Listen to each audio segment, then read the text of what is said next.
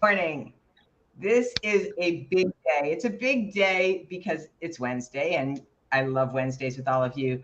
But more important, it's a big day because we're talking about a topic which is the overturn of Roe v. Wade.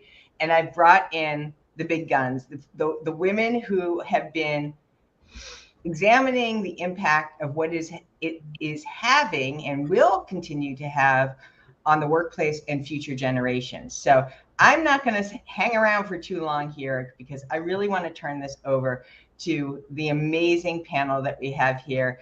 Randy Braun, Elizabeth Sandler, Mai Moore, and we're hoping that Crystal finds her way here. But in any case, I wanted to make sure that you all had the opportunity to hear a varied point of view across women who are covering specific areas of this topic. So Randy is the CEO of Something Major. She has a new book coming out in accordance with Women's History Month next March of 2023. So look for that. We'll be doing announcements. Elizabeth Sandler, thank you so much for joining. I am so appreciative that you were able to come in here. She is also the founder of Echo Juliet, a workplace advisor that helps small and medium-sized businesses make investments in leadership and people programs.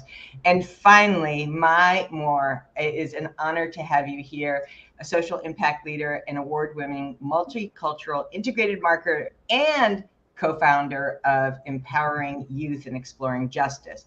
So, man, oh man, this is juicy. Hello, Niraj from Ireland. Anu, yay, Rachel. So many wonderful people. I appreciate you joining. This is really an awesome topic. And so we're going to dive right into it.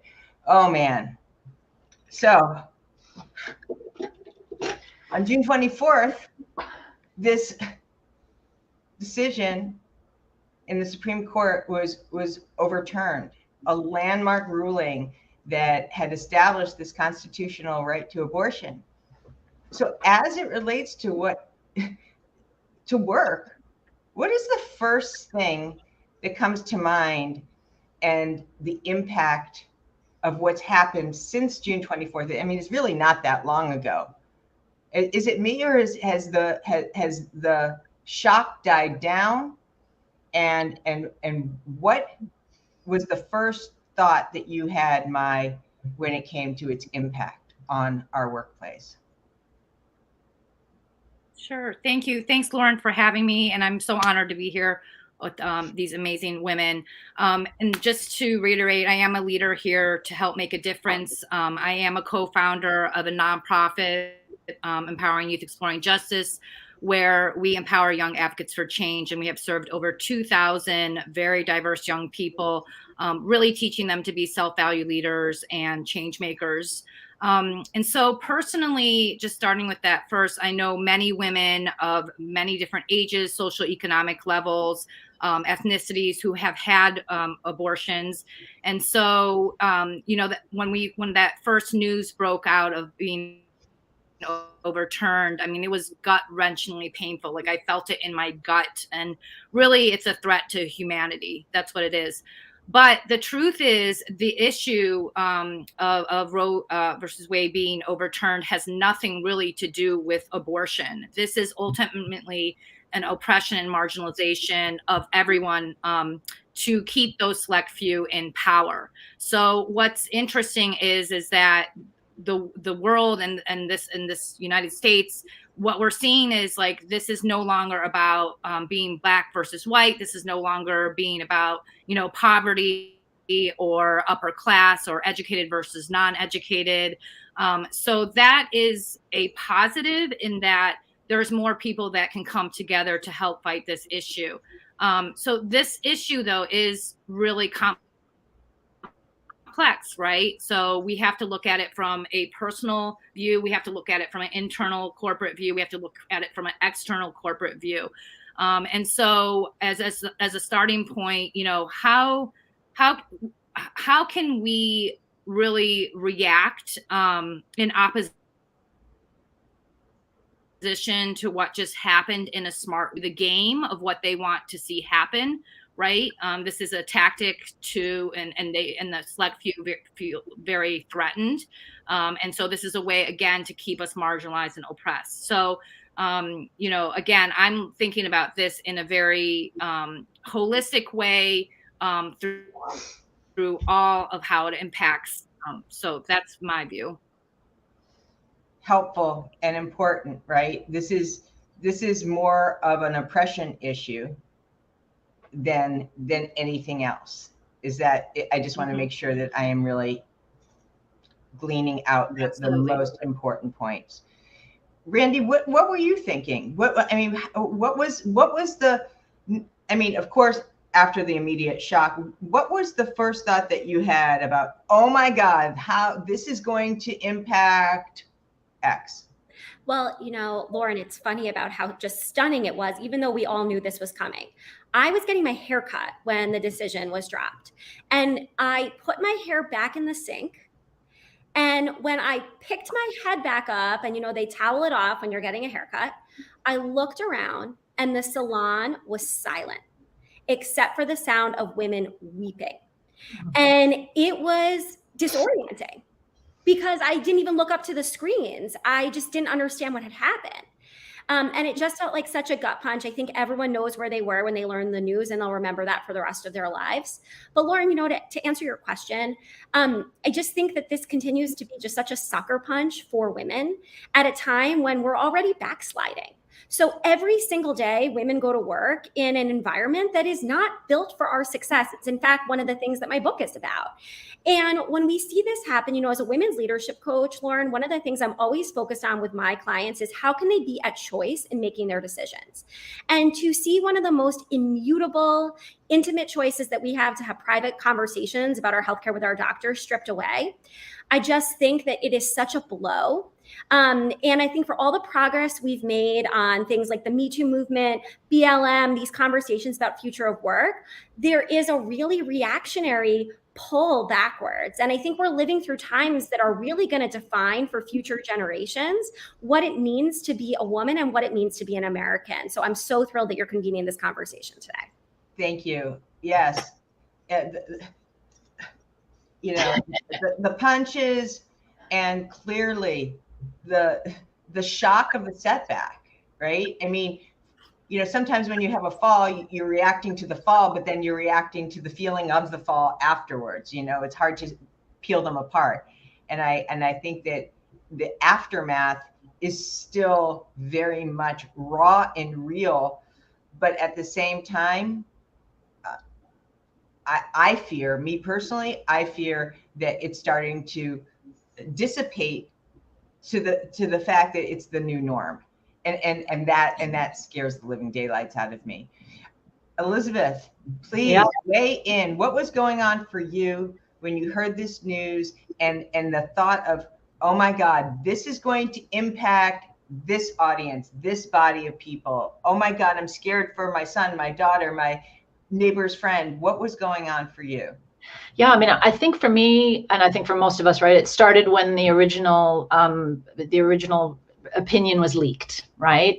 And I read every single word. I read it multiple times, and there were sentences that I just kept thinking, no, like this can't be. This just can't be. So I think, you know, if you look at the 7 stages of grieving, right, when you go through, I started going through that cycle, right, with depression and disbelief and anger and sadness. And so I felt like I just tracked that from the perspective of just feeling it so deep in my heart in terms of like a loss for women everywhere, a loss for.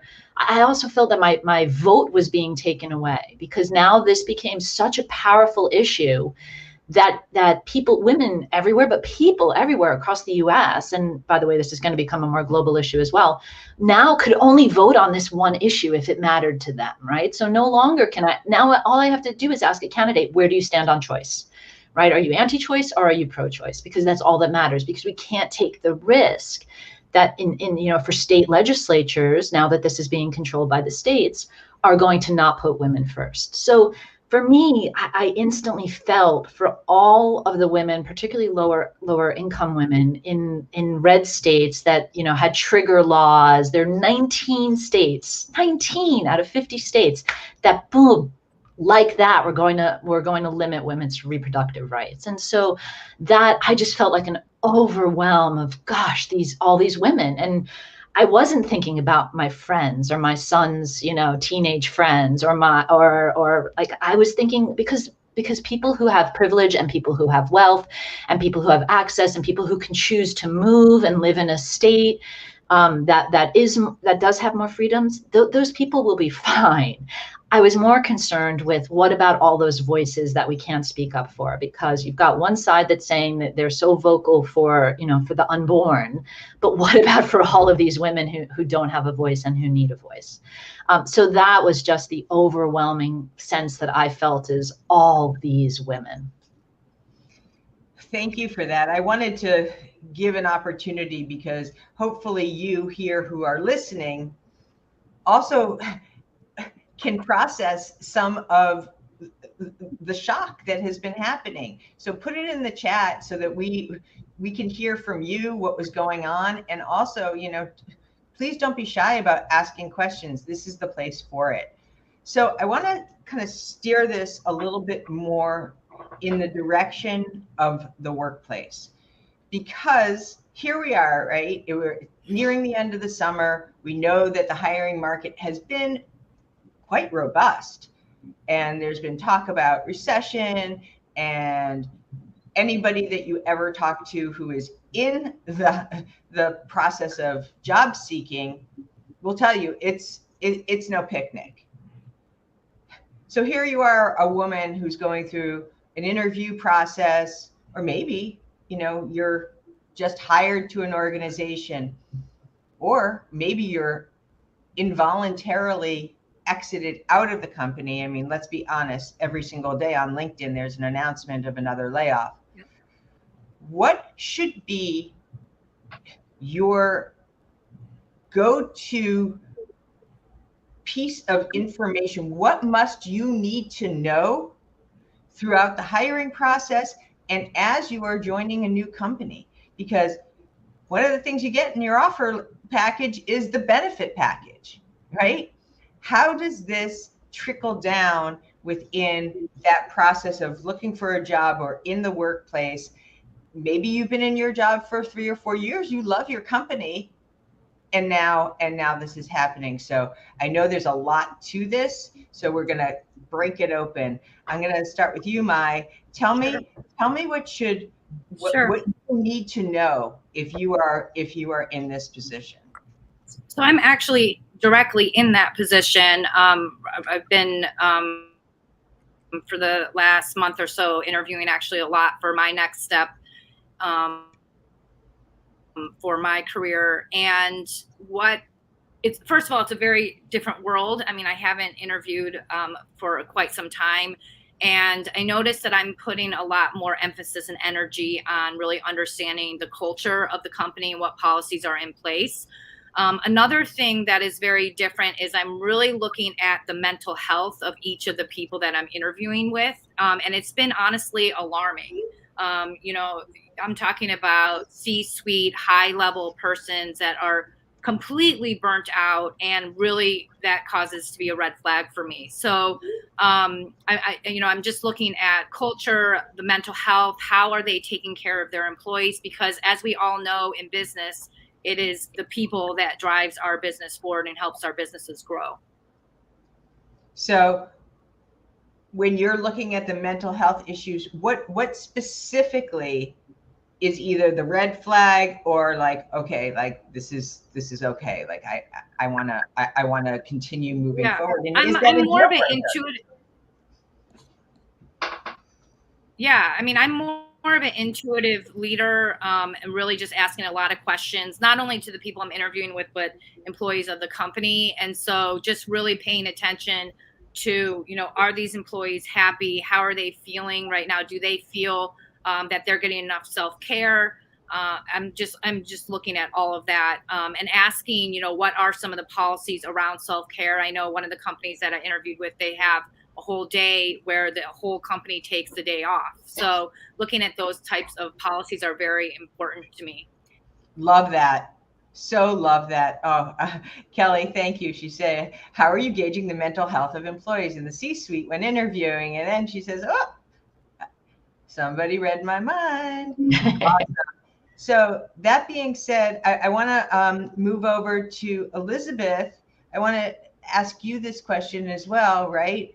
So you're in the process, you're at a company, whether it's mental health, what about pay equality?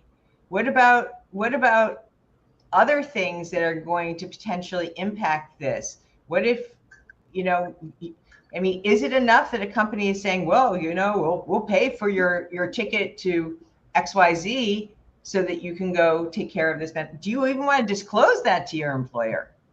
Like, where is the privacy there? Yeah, I mean, I think from my perspective, we go back to what Maya said from the very beginning. This is about oppression, right? This isn't about where you stand on abortion. And I think when we know that it's going to take 100 years at where we are today, right, to close the gender leadership gap. And I think what we are seeing with respect to this decision and other things that are related to it is that we still have a very strong social norm that finds itself in policies and behaviors and beliefs that men should be the breadwinners and women are the caregivers, right? And this, like, until we just are vocal on this and until we really acknowledge that our workplaces are built around that social norm, we're just never going to get the equality that we're seeking. We're just never going to see progress on that. And therefore, I think when it comes to the actions that companies take, I think it's wonderful that companies are saying, for our employees, we're going to provide you with travel expenses. We're going to make sure that you're getting what you needed. That is like the baby basic minimum. I know that's a lot for companies to do, but it is just barely scratching the surface. It is like a tiny little plaster on like a gouging cut, right? Like, it's just like, oh, it's bleeding through. But right. So I appreciate it. I thank you for the Band-Aid, but it's just not the impact that we're looking for. I really think we need to be looking at what companies are doing in terms of paid, gender-neutral parental leave. What are they providing for both men and women? Because if a company says, oh, we have 12 weeks paid maternity leave, which, by the way, in the US is quite generous, moving here from the UK, we had 6 months paid and 6 months unpaid, and that's most of continental Europe is that way as well. And Scandinavia, and like that's just what you see in Western developed nations. So paid parental leave.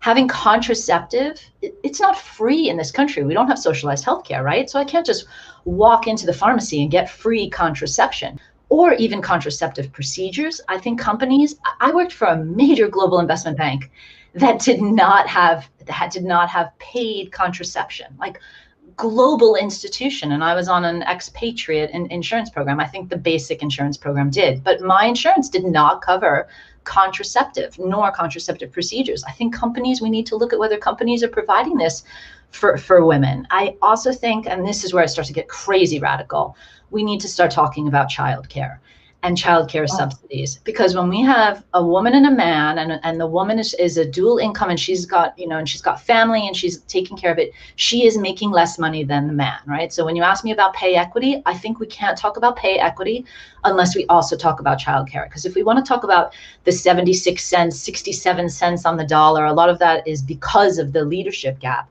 but that doesn't even count the childcare gap, right? And bless our single moms out there, because these are women who their employers are assuming, oh, well, maybe they have a man to support them or a partner to support them or whatever it is. And they're making the cents on the dollar they're making because they're actually paying for childcare if they can find good childcare. So I think companies really need to look one step deeper and really look at all the policies and all of the approaches and putting their money where their mouth is when it comes to supporting in the workplace. That's when we will start to see real change happen. And we will start to see, companies right now are on a crash course with state legislatures in terms of how this is going to play out. So this is where companies really need to step up. Oh, you're getting a huge round of applause here. Children was 80% of my paycheck after the government took their portion. It's like, are you eating ramen noodles? I mean, seriously, it's really, this this is insanity. And also, you know, as I said before, look at the political campaigns and the PACs the companies are supporting. Yes, yes, yes, yes. So many. Thank you everyone for adding in your comments. I mean, Tegan, giving the round of applause here for sure, for sure.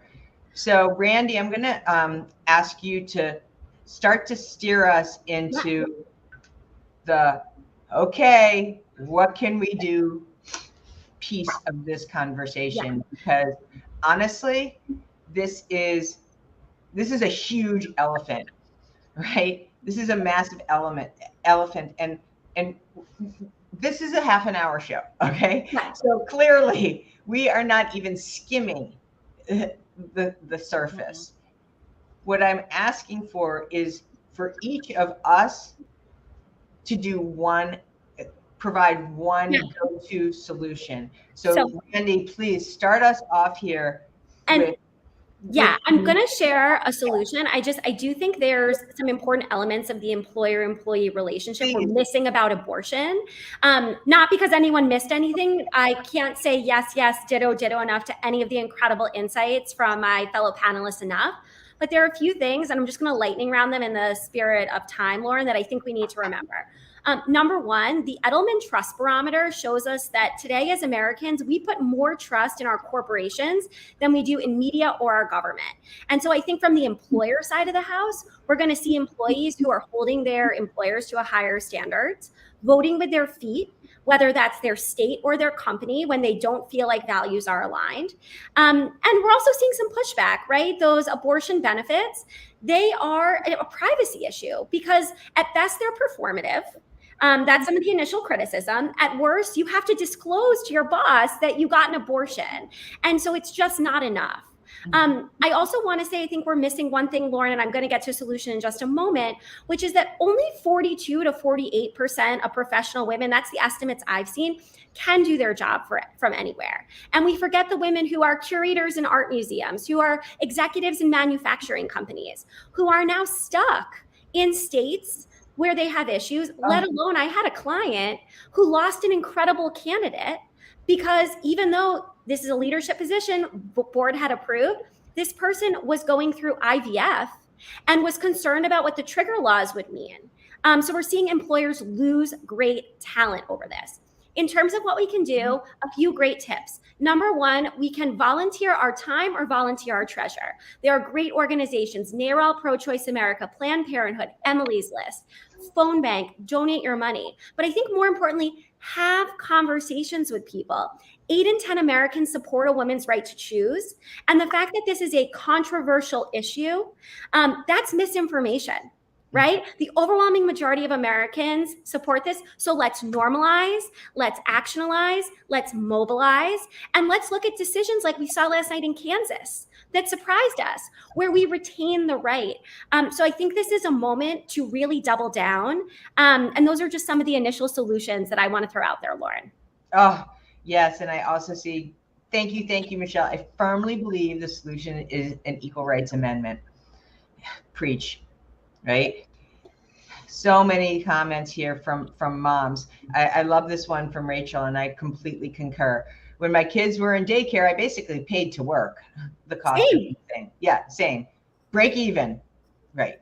Break even. Yeah. So Elizabeth, your go-to action step out of this. Yeah, I mean, first, I would love to see this same panel with men, because I think that we need to stop making this a women's issue, right? We need to make this a human issue, right? Noted. So, yeah, I'm calling you on it, Lauren, and I'll be there in the chat cheering, giving the claps for the men that you put up. And I do think, you know, as Randy said, right, the companies, and they can't just be They need to be like corporate leaders, right? Because people are afraid. People are afraid, and I know we've talked about this offline, right? Because there are religious roots to this topic, and because people are so, bent on religious freedom. I believe in religious freedom here. What I don't believe is religious dogma, and none of us do, religious dogma that imposes your religious views on others and that limits their personal freedom, right? That just makes no sense, but yet we are in that situation. But because there's religion at the base here, we need to move that aside, right? And we need to do what you're doing, which is focus on the impact this is having for families, right? We can say it's not a women's issue. This is families overall. What it's having on for companies. We've had some amazing examples of companies that have taken a very big stand on things like firearms, right? And JP Morgan, for example, they originally said, we're not doing any business with firearm companies. Then the state of Texas said, you're discriminating against firearm companies. You can't do our bond issuances. And JP Morgan, and I'm not criticizing them, JP Morgan said, okay, fine, we're not discriminating. We want to keep doing your bond issuances. When companies, I bless them for taking such a bold stance originally, right? But companies need to put their money where their mouth is. And so I think those of us that work within companies, we need to start having those conversations within our companies to say, are you putting where your money where your mouth is when it comes to really hard decisions, right? I would have done cartwheels for JP Morgan if they had been able to say, fine, Texas, we're out. We're not going to do your, and let's see, where can we see states like California and New York who do have gun control? Where can we see them say, hey, guess what? We're only doing business with companies that don't do business with, how can they flip the table if we're going to play that game? Exactly. So I think that's what we can do. I would love to see get more men involved, and I would love to see us really ask our companies the hard questions. So I am double clicking, and I will absolutely be following that great direction to do a male panel, because I agree with you 100%. This is not a women's issue at all, because come on, we're in the world, right? What should we do next? Coming out of this call, somebody who's listening. Yeah. Go ahead. Yep. So two things. One thing, and this kind of answers all of the questions you've been asking through this whole panel, Lauren, is number one is we need to listen to our employees and our team better. A lot of times that we get, us that are leaders, we overthink, we're stressed out with how do we solve all the issues with, Roe versus Wade or many of the issues going on. And truly, the answers are right there in front of your face. We need to listen to our team, because most of the time they have the answers. And I see a lot of grumbling in this new world, just seeing what employees are saying about their companies, that they are not being heard. So sometimes we make it harder than it really is, and really talk to your team, listen to them, and see how you can incorporate that into the goals of the company, into your strategic plan. Second thing is, what's interesting about this Roe versus Wade scenario is all of a sudden I saw a lot of DEI leaders, those that are oppressed or marginalized, weren't really speaking up. And I'll tell you why. We have to remember that a lot of people who are marginalized and oppressed have been dealing with situations like Roe versus Wade every single day, and thousands of them. You're talking about toxic stress. You're talking about, police reform. You're talking about, it's endless. We know this, right? But the point I'm trying to make is perhaps go talk to your DEI leader or your DEI team or social impact team in your company, because they already have proven case studies and methods of what works in order to create action for this issue. Great call. I love, we are getting a lot of comments here, and for sure, one of the ones that Anne is calling out here, and don't forget the importance of registering voters, voting and electing pro-choice candidates. Hey, Lauren, can I just jump in with one other thought I just had with respect to some of what I was talking about in terms of radical company or what shouldn't be considered radical but are in terms of supporting women? When I see all these comments about cost, right, and all these people that have, single moms and divorced moms and all of this, when we talk about paid parental leave, when we talk about companies really stepping up and paying for childcare subsidies and all of that, like, remember the birth rate in this country has gone from 2, when my last son was born, we were at 2.12 birth rate. We're now at 1.6. People can't afford to have kids anymore, right? And so it's a circular reference with respect to this abortion topic, because if companies could actually make it so that women could have more children and be in the workplace and not be led down the path of abortion also being a workplace issue for them and having to make a horribly difficult decision for so many women, like the companies can actually contribute to the birth rate, because this is what I hear from the anti-choicers, that they're worried about the birth rate and that, you know, and that it shouldn't be about women's careers and all of that. So I think we have to think about that as well, is that we are denying what women who want to have kids, we're forcing them into making a horrible, difficult choice for them, because they're not women jumping up and down to say, I can't wait to have an abortion. So I think we need to remember that as well. One chart I just want to point people to, Lauren, because I know we have to wrap it up. There was a great infographic in the print copy of the New York Times this weekend. So forgive me that I can't remember the exact article name. And to Elizabeth's point, it showed that most of the states that have enacted a trigger ban or are likely to outlaw abortion are the same states that are also pulling back Medicaid. They're the same states that do not support universal pre-K. So I think that, we have a long established policy in this practice in this country of movement from our government and from our companies. And I think it's very startling to see those trends. So Elizabeth, +1 to everything you said. And I hope people will check out that great infographic. I'm going to go find it and I'll add it into this comment thread so that it's available. Lauren. Absolutely. So this will not be the last time that you guys are invited to talk out about this, because there's no way this is a one and done. It's just not going to happen. I want to thank you for bringing us up to speed of where we are. I will also, I may do a mixed panel, but I also may do a male panel. I am not going to be quiet about this. And it's not because I'm looking for political banter or anything like that, because I don't believe that that's what this is all about. I want this to be an ongoing conversation. This is going to change. Nothing is going to stay the same. The impact is going to have different depth and weight depending on what happens with the economy, depending what happens with the recession, depending what happens on voting. So I encourage you all not to keep this quiet, but to ask questions and to continue to ask questions. And of course, at a minimum, to vote and to use your vote and to use, I like what you were talking about, Randy, is, think with your feet, right? Thank you all from the bottom of my heart for being so generous with your time and sharing your expertise. Thank you for showing up. This was wonderful. Thanks, Lauren. Hugely appreciate it. You guys hang around. We're going to sign off for now. Next week, we have an amazing, amazing special guest. I cannot reveal it, but this gentleman is a living legend. So I'll see you guys next week. Thanks. Bye.